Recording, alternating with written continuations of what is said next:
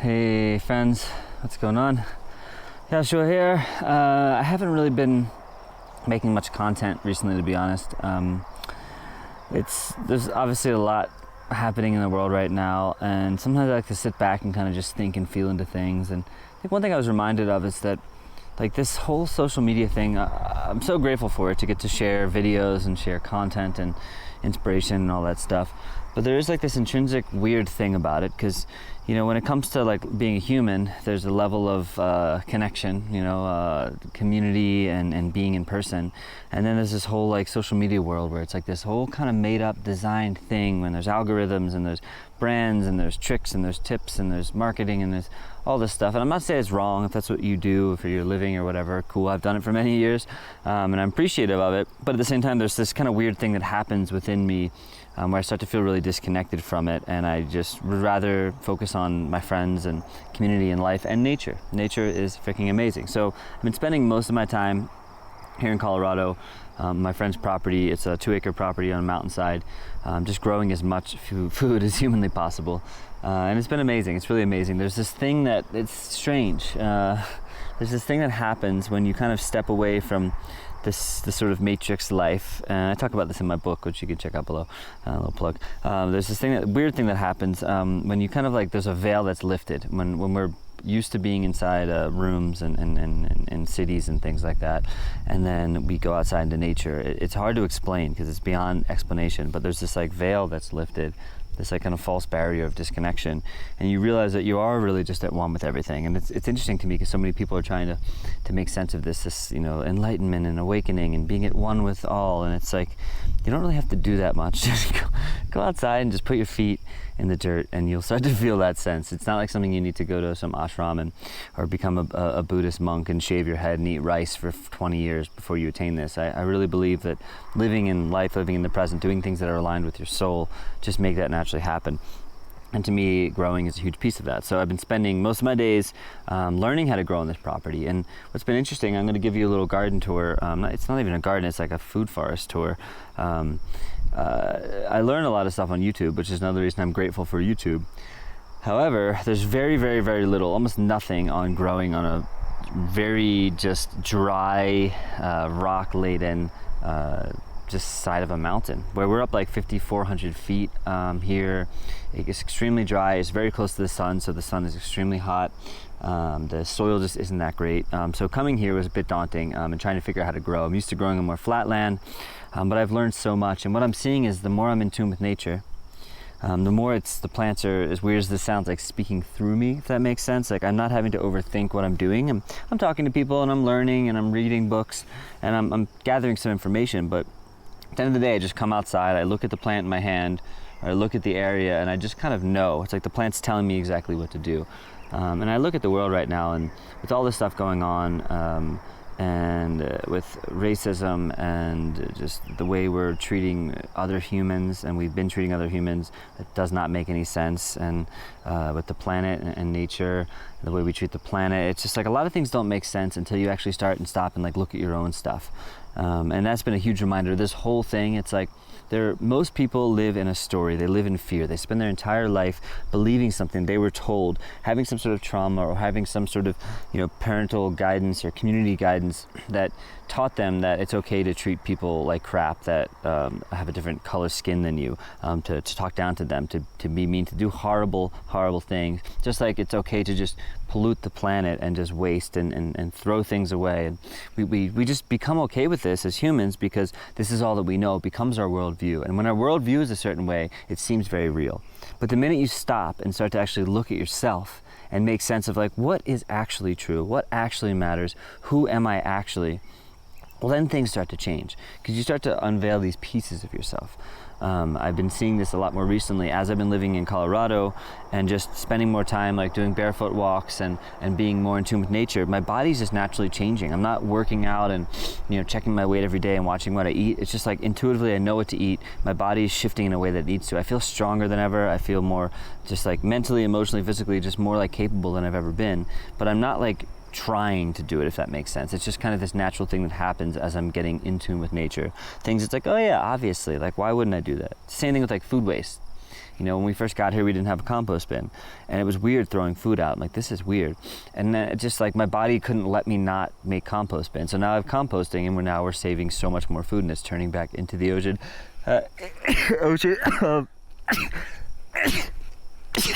I'm not gonna cut that out because that is how I sneeze. I'm a multi-sneezer. Ocean of this like circle of life, I should say, not ocean. The circle of life. Everything kind of, you know, repeats itself, because in nature there isn't. It's not like death is in the same way. It's like something dies back, and then that becomes food for something else for life. So it is this loop. It's this continual loop of no waste. Whereas as humans, we just waste stuff. We throw stuff out, and it goes to garbage and just pollutes and waste. And it doesn't make sense. And I'm not here to shame anybody, nor myself, because it's not about that. It's just about looking at yourself and making sense of things over time. And life just gets better and better and better, and grows, and all these things happen. So yeah, I've just been stepping away from the social media thing a bit, because I see myself honestly eventually just completely being off of it, and just living in community, and if anything, sharing with others how to do that. If there's any element of social media or writing a book, it's just like, this is just a way to live that's more natural and makes sense. And I'm still figuring it out. I don't know what the heck I'm doing. I'm just figuring it out every day. So I want to give you a bit of a garden tour and show you what we're working on here. It's been awesome. And first off, just to note, like we have 2 acres here. See if you can see that.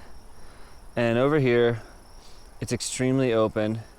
It's extremely dry, very exposed. There's one tree there I put a garden under, but it's like pretty exposed and open. There is a lot of life in there. It might not seem like it. It might just seem like green, but when you start to get to know the plants, everything changes. So first, we kind of have like the open kind of plain type area, and then we have this garden area over here, or not garden, forest area, and these are ponderosa pines.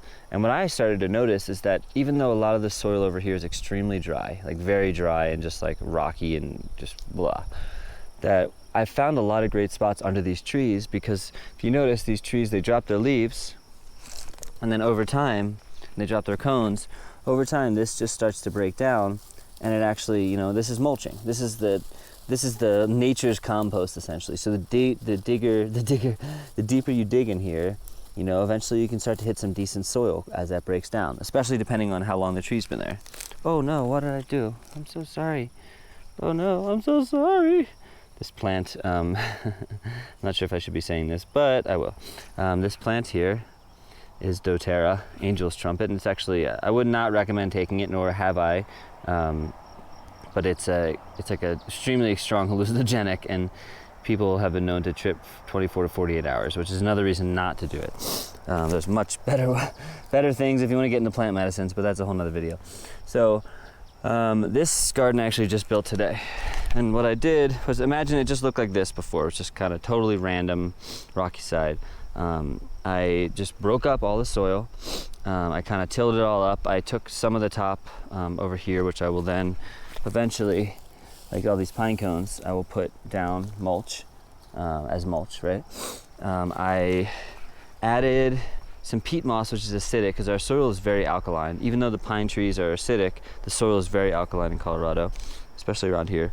So I did that, and then I added some compost, and then I just built this bed, and I put in a Juneberry, yarrow, which yarrow is great. I just got this yarrow at Harlequin, and it's really actually great for like if you have a cut or something. And I recently found that out because I fell on a rock, which is fun. You kind of break that up and you make it into like a little paste and put it on your cut. There's a tomato there, some onions that were sprouting that we had at the store. I also put down a mulch, just a little bit of mulch to keep the moisture in, and a couple other things. There's a honeysuckle.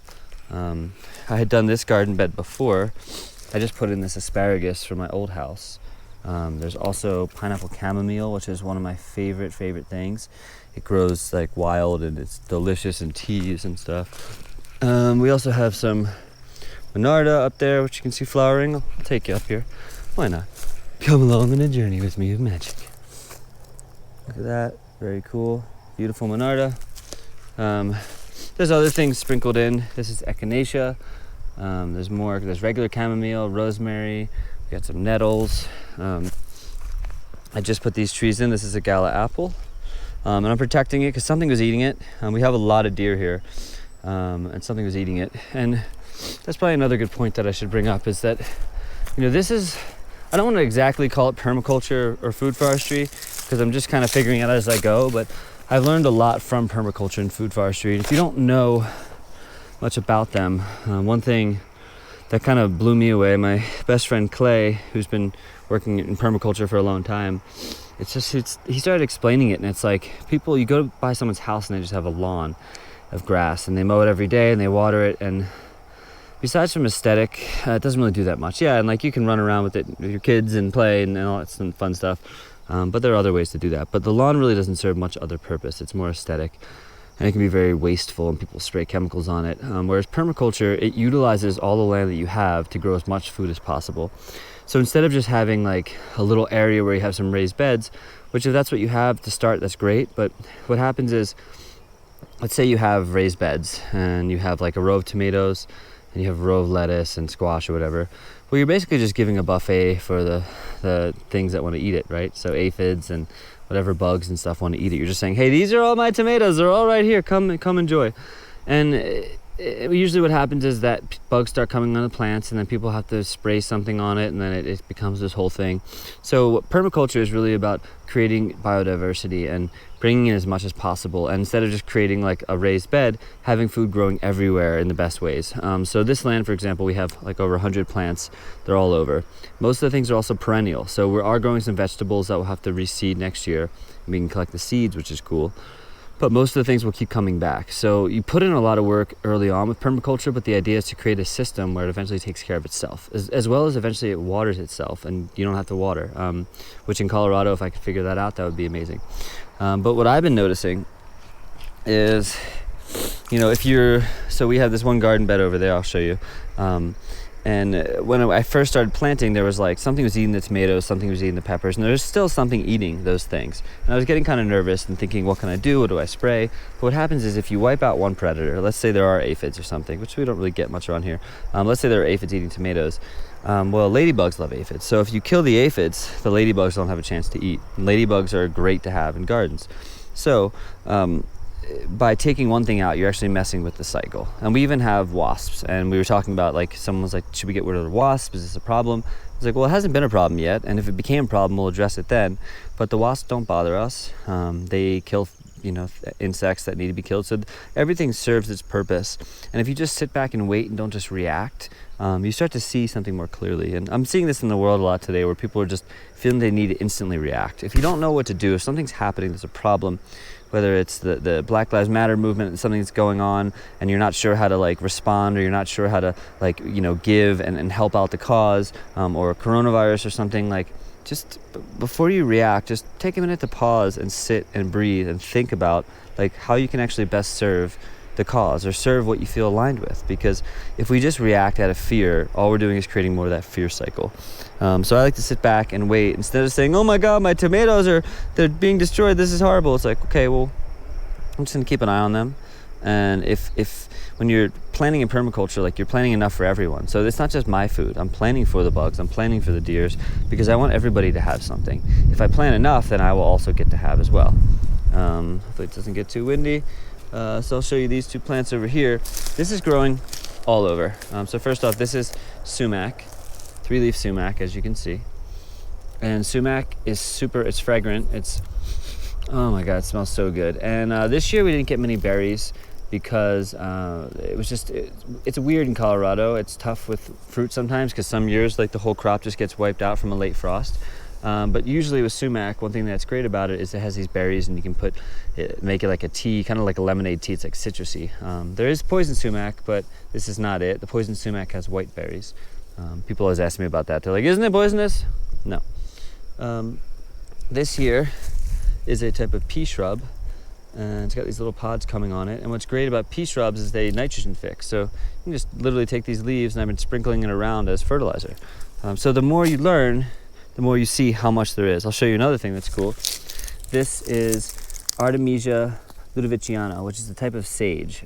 So if you like to burn sage, you see this stuff all over the place, you can dry it out, you can burn that instead of having to buy sage, which costs way too much money and isn't really smart to be importing things that don't necessarily grow here. Use what you have around, right? Here's another type of sage, Artemisia frigida, and the smell on this is amazing. So as you can see, there's a lot that's already naturally growing here, and what I found that's really cool is like the more you get to know, the more it just goes from this random, vast, completely chaotic landscape to like, oh, everything serves a purpose, everything has its place. And again, I think if we're living in a world where we look in life that way, we don't look at certain people as below us or that should be treated differently, but we realize that everything serves a purpose. It just starts to create this kind of harmonious thing in life, which is beautiful, quite beautiful. So this year, even though it serves a purpose, I have been pulling it out because ragweed for allergies is pretty rough. That being said, my allergies were destroying me recently, and I've been living with some people that have been having allergy stuff as well. They've been taking allergy medication. I haven't. I've just been taking apple cider vinegar, doing some kind of neti pot stuff with salt, basically cleaning out my nasal passage. And now I sneezed a little bit, but I've been feeling great. So my body's starting to get used to it. I just can't do the allergy medicine stuff. Anyhow, this right here is thistle. Ouch, ouch, ow, ow, hey, stop biting me, ow. So thistle is actually, it seems really intense and it's very spiky, so you got to be careful. But this is edible. The stalk is kind of like celery, and you can eat the leaves, and you know, just cut off the spiky parts, and you can braise it or whatever. What's really cool about thistle though is you notice the spikes, and with anything that is spiky, I don't want to say anything, this is not foolproof, but oftentimes things that are spiky actually are completely safe to eat because they're delicious, so they need to protect themselves. That's why they have the spikes. But you can eat the thistle. Let's go up here. We carved this whole path out. It's been a heck of a journey, but none of this was here before, and everything that was just randomly growing was just totally random, and then we started putting a lot of stuff in. So another piece, check this out. It's a raspberry I put in. And what I'm also noticing is like we have wild currants all over the property, and some of them are even fruiting right now. So I'm starting to think about, okay, if currants wild grow here, these like native currants, maybe I can put other currants in similar areas because they'll probably grow well. So you start to just kind of learn what works and what doesn't work. And you see over time, it's an experiment. This is my gooseberry tree that I put in. He was getting eaten by the deer, so I had to protect him. But I love gooseberries. If you've never had a gooseberry, it is delicious. Now this is kind of a mini sort of hidden path. And I started planting things like blackberries right there. Another blackberry. I have a Saskatoon. This is a Juneberry right here, which is kind of like a blueberry. You'll see them wild. Like in New York City, I used to find them all the time. They're delicious. And yeah, so if you ever see these, you'll see these berries. And the way to know if they're safe is if they have a crown. Like blueberries have that crown on the bottom of them. Be cautious of smooth berries, but blueberries, anything like huckleberries have the crown. These Juneberries have the crown. That means they're safe. But again, don't ever eat anything unless you absolutely know. Lovage, which will grow huge. This stuff's like celery times 1,000. Celery on crack, basically. Super strong, you only need a tiny bit. This is a fig that I transplanted from my old home, which is actually doing really well. It's pretty new in there, but starting to take off, and that's a Chicago hardy fig if you're interested. It's very cold here. We're in like a zone 5. It gets extremely cold, and that's the only fig that will grow and keep coming back. And it will die down and grow back, but if we wrap it, it will stay. Okay. Trying to be as smooth as possible here. This here is a hops plant, and it's growing really well. It's just starting to kind of take off, and yeah, we'll have hops that we can make kombucha, we can make beer. I haven't made beer, but if I wanted to, I could. This here is a lovely plant called a Nanking cherry, which it just makes, it's a beautiful, like kind of semi-sweet tart cherry that grows in a major abundance. I'll keep going up the path. There's some other things we planted over here, but this is my newest project, which I've been really excited about. We had these old posts in, so I kind of stripped them, painted them, and put up some wire for this grape. It's a Swenson's grape. It's a red table grape, and it's supposed to be delicious, and that will grow up and vine this. And over time I'm gonna have to add more support, but early on it should be okay. But what I thought would be fun, since it's gonna take a while for it to trellis, is just put things like tomatoes. I have a couple tomatoes in here and a few more, so I can actually trellis them onto here as well before the grape grows. So again, the more I have this communication with the plants, the more it's like they're speaking through me. And it's kind of nice because it's easy in life to overthink things and to think that we know and we have all the answers. But to recognize that you're actually in tune with everything, to recognize that you are part of one with everything. And that might sound out there, but it's people go and they do crazy drugs. You've ever had an experience like, a mushroom trip or something, and you're just like, wow, like I'm connected to everything. There is no separation. Well, that's like, I first experienced that probably on mushrooms, and then over time I'm like, oh, I see. This is actually like, this is just the way things are. And when I'm more in tune with nature, there is this oneness. There is no me. Like, just like a plant could die, I could die and rot into the ground, and then I become a tree and I'm just part of the next thing. I don't really have attachment to myself, and I don't have ownership over myself in the way that I used to think I had to. Here's another thistle. I think this is a bull thistle, but it's starting to flower, so I definitely wouldn't probably eat it now, but it's actually a beautiful flower. And that was that same thistle I showed you before. All thistles are edible. We also have, just to give you an example, so this is kind of the open area where we haven't really planted much of anything. And it seems just totally random and all this stuff. With this poor man's pepper, we got these false lupines, these cacti that are everywhere, people get scared of, but they actually make a prickly pear, which is a delicious fruit. So if they fruit well this year, like we'll have cacti fruit. So I'll take you a bit down the path here. Always carving the path. Always carving. Okay. So this is one of my favorite gardens, as it was one of my first. That right there is a hackberry tree. And a hackberry, that right there, I'm pointing at the screen as though you could see me pointing at the screen. Hackberries are pretty cool.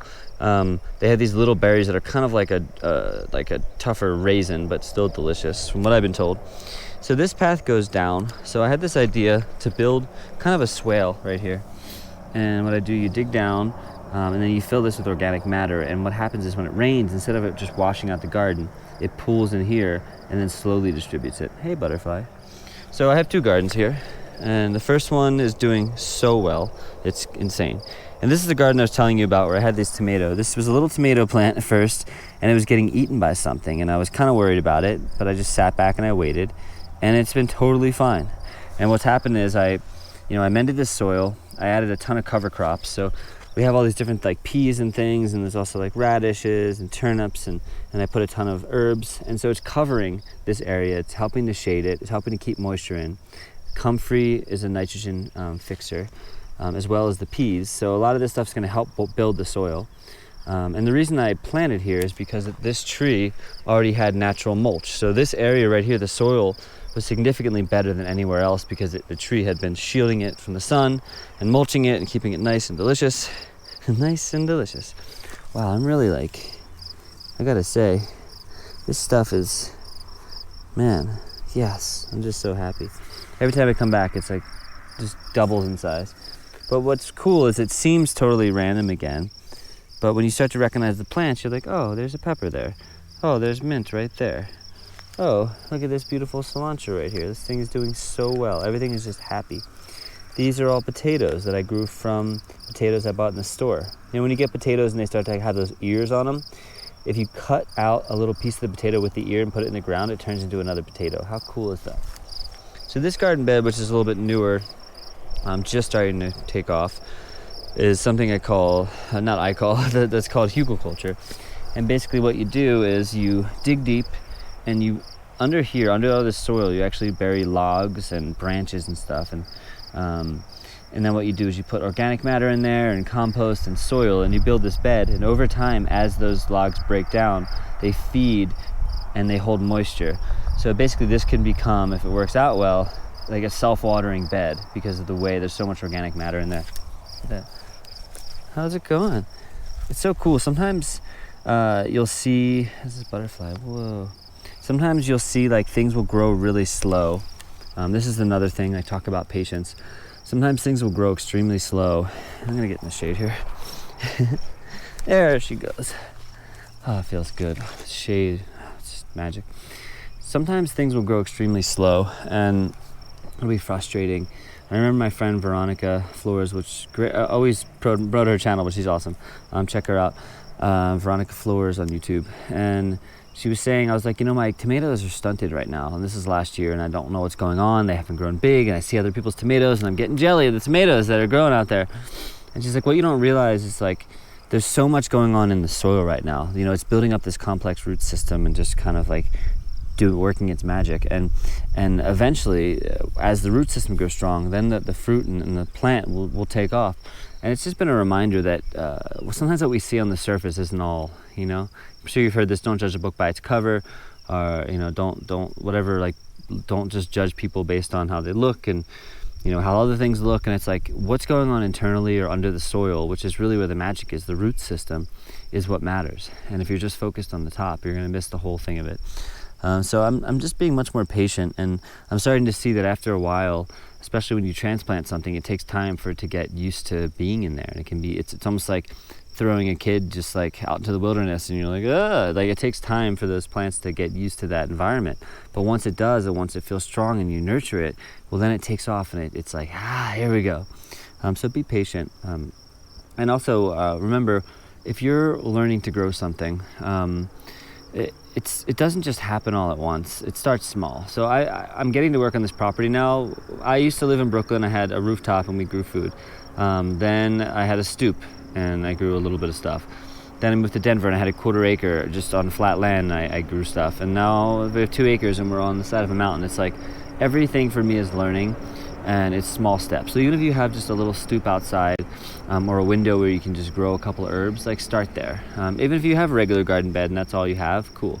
One thing I should note is that if you do have regular garden beds, instead of doing the sort of like buffet line for the bugs, try either doing square gardening, square foot gardening, which you can check out videos of, or just like kind of making it more of a wild garden where you're planting all these things, but they're all kind of like just doing what they need to do. Like you're not planting it all in these perfect rows, but you're kind of mixing things together, and that actually helps to kind of confuse bugs in some cases.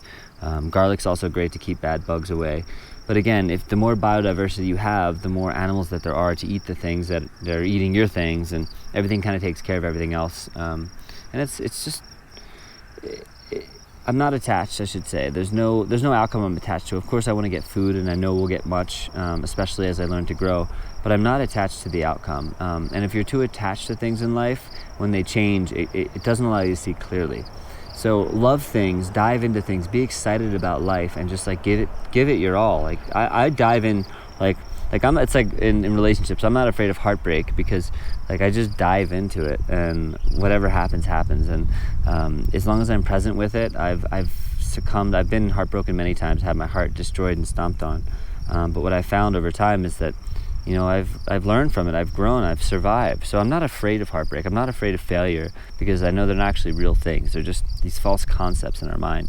So when we actually start to like open up to that, when we start to grow, our whole life changes completely. It's kind of amazing, really. There's nothing wrong with fear, but when you open up to the possibility of it creating something even bigger, well, then you don't have to worry about failure, because failure is an illusion. Failure is just actually growth and change. So it's really all in the perspective that you take on. And it's not that I'm not going to be sharing more content. It's just that I'm realizing I can't play into any kind of the tactics. And I have a marketing degree, but I can't play into the marketing and the algorithms. And people are like, you got to post every day, you got to post every third day to make sure that people are seeing your stuff. And I'd rather far less people see what I'm doing than try to play into something and just try to create when I'm not feeling inspired, because it doesn't make any sense to me. And I get that, and I respect and appreciate whatever people need to do to make a living and do their thing. But for me personally, I've been trying to create content when I feel like I need to, and my body won't even let me do it. So I've just given up. I'm like, okay, I'm not here to play the game. Even if 5 people see this video, the number doesn't matter to me. I just appreciate you taking the time to watch this, and less about watching this and more if it inspires you to grow more food or to experience something new in your life. Like, that's really the only thing I care about. I don't care about the views and the money and all the stuff. It's like, just go make an impact in the world, and that's cool. It's pretty cool. Anyway, my book, Conversations with Your Best Friend, I've been getting a lot of requests to an audiobook. So I've been working on it the past couple days, and I'm gonna start putting it on YouTube as well. So if you haven't read it, you can check out the link below, or I'll be putting out the audiobook soon, at least like in clips for free. And yeah, Be well.